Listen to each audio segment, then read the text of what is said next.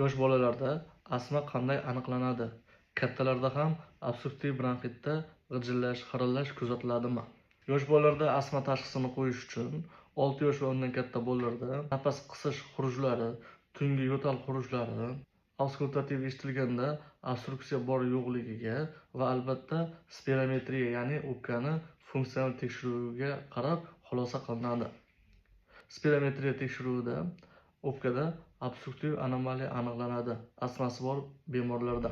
6 yoshdan kichik bolalar spirometriya tekshiruvini o'tkaza olmaganligi tufayli ularda astmani tashxislash uchun praktikal kriteriyalar kiritilgan. Unga ko'ra, bolada tungi yo'tal xurujlari, yugurganda, yig'laganda, kulganda yo'tal paydo bo'lishi, ota-onalardan birida allergik yoki astmatik kasalliklar borligi, bolani o'zida boshqa turdagi allergik kasalliklar borligi, o'pkani eshitib ko'rganda obstruktiv o'zgarishlar borligiga qarab turib, praktikal kriteriyalarga ko'ra astma tashxisi qo'yiladi. Yana qaytarib aytamiz, praktikal kriteriyalar 6 yoshdan kichkina bolalar uchun, spirometriya tekshiruvini o'tkazish imkoni bo'lmagan bemorlar uchun.